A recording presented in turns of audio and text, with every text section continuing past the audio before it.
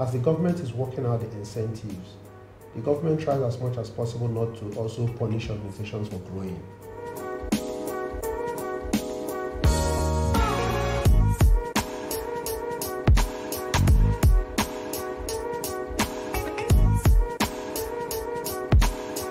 With respect to what we are doing to retain our people, especially in the light of brain drain, before we were worried. We were worried and we were reacting. But at some point we had a discussion and we decided to respond. Because we understand in business, to solve problems, we first have to identify the constraint and then try to maximize the constraint. So we realized that a lot of our people were leaving. Okay, so we train them, they leave, and they don't just leave to local companies, they leave to go abroad. As per the real reason they leave is that they are tired of the country. They don't hate us as a business, they just don't want to continue staying in the country. So, and over time we were losing important resources simply because we made a decision to just be in the geography called Nigeria, or to just remain there. So we decided to embrace brain drain rather than to fight it.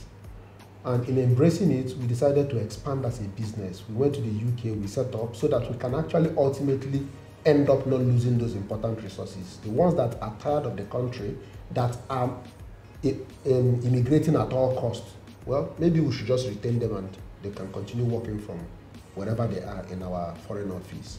So we've done that. Now we are a bit more deliberate in terms of empowering our people. Not a bit more, we're very deliberate now. We are bringing our people very close, getting them to understand what we're trying to do, carrying them along all the way, and getting them to see clearly the picture of the kind of future we're working towards. So they see it, they understand it, they key into it, and they can see clearly how it is going to also impact on them. We are very deliberate about bringing them closer and talking more with them. Okay, so this year alone, we have a lot more town hall sessions with our people where we talk more. Instead of just occasionally talking with them, we talk more regularly with them. And now we also try as much as possible to put reward structures, okay, that will ensure that at least they see some benefit in continuing to, be with us. And then we try to be as much as possible to paint very clearly the picture of the future we're working on. That's really very important. There's a time we tried to visualize it so well that we even had to write a utopic article that will be published in 2026 about the company, just so that I can see clearly what the organization is working towards, how we're getting there.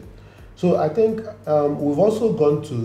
we've strengthened the relationship we have with some universities so that we can get more resources and then focus on training them. So while we have expanded outside the country, with the objective that we can get more of those foreign opportunities and feed the local business, get more of the resources. So instead of just sitting down and be helpless, we can actually go out, get those opportunities, and offer lesser costs. So for us, we just decided to maximize the situation we found ourselves in.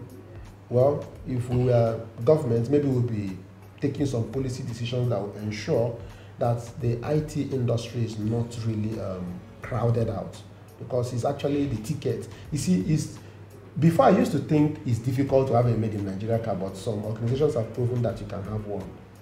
But if you notice, the cars typically are not fully manufactured here. But there's something that you can start and conclude that is very world-class, high quality, that you can start and conclude, which is software, which we do here. Brain drain is a reality, but it's a reality of something. What is that? It's globalization. The world is becoming a global village. In fact, it is a global village. Anything can be done from anywhere. And places and people that were previously not accessible are now very accessible. So before, 5 years ago, 10 years ago, maybe the developer in Nigeria here was not so accessible to the company in Silicon Valley. But the internet and the globalization has made it such that everyone is just a stone's throw, theoretically, away from each other. So it's a reality. The question is, what do we do about it?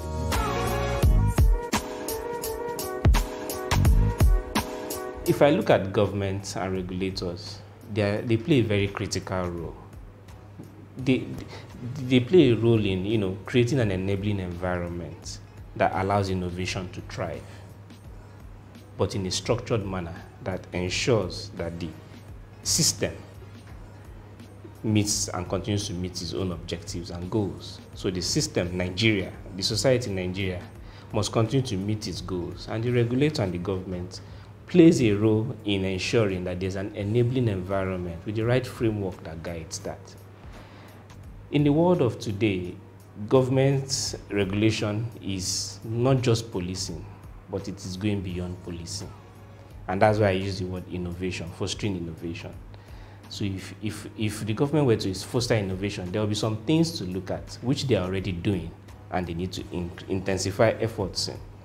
There's the concept of structure, trying to make sure that the structures around the organizations that are in that environment are right. For instance, if you look at the financial sector, being very deliberate about the structures surrounding the financial companies, their makeup, the capital base and all that, so that you ensure that high quality or good quality companies come in, but finding a balance so that you don't stifle the young ones from coming up.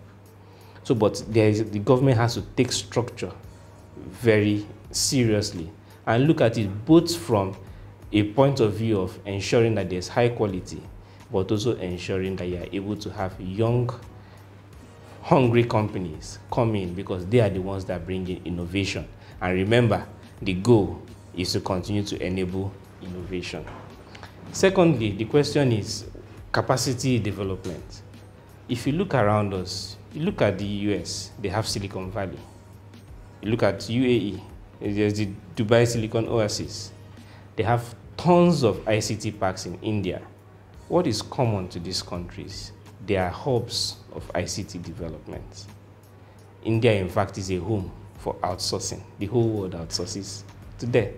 You go to China, they have manufacturing parks, manufacturing cities, and the whole world outsources manufacturing to China.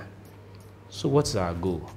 If we want to enable innovation here so that the whole world can also begin to outsource IT to Nigeria, then we also need to be very intentional as a government and as a regulator on enabling that by creating the right capacity and skill development. How will we do that? Let's have parks, ICT parks in various geopolitical zones around the country. Parks that ensure startups are able to come in and thrive. And the key infrastructure they need, internet, power, and all that, are provided in those parks so that they can begin to attract talent and they can begin to attract jobs. And those people, just by living in those parks and living around there and working there, will attract foreign investment there. They will live there and they will attract growth in those communities. There will be businesses, there will be hotels, there will be restaurants. Things will happen in that environment. They will be able to grow and pay tax. So if you enable them, they will be able to train people in those localities. And then those localities will be able to, let's have Lagos all around the country.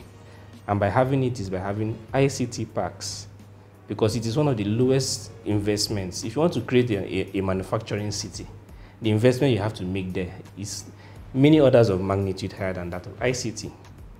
Then after you do this, another role the government can play is in outreach. When you have done this, it becomes easier for the government to also begin to blow our trumpet out there. I was reading the other day of Cuba. Cuba currently, they have an arrangement with some countries, Brazil and co, where the government is paid for the country to outsource her doctors over there. So they embraced the fact that doctors were emigrating and instead made it into a form of revenue for the country. So they now start investing more in training their doctors and giving them off a fee to those other countries.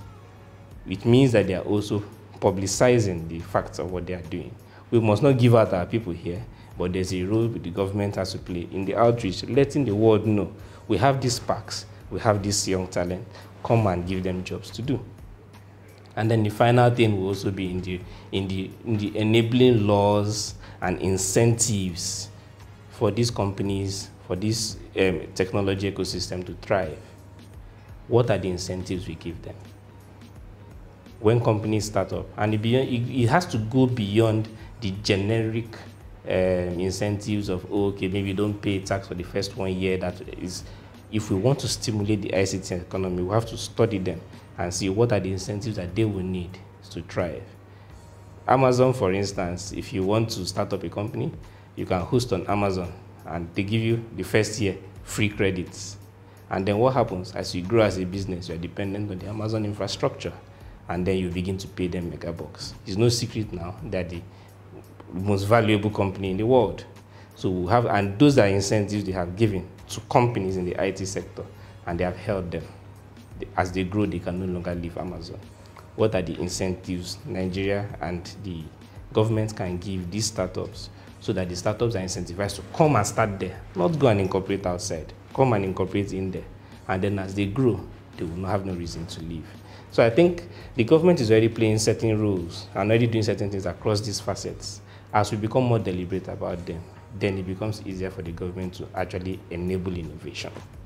And just to add, it's also important that as the government is working out the incentives, the government tries as much as possible not to also punish organizations for growing, okay, in terms of the incentives. So you need to find a way to reward organizations for actually growing and employing more people, not punish them because they are now working so hard and they are now able to grow. So there has to be incentive for growth. So there's incentive for startup, but there should be more incentive for growth.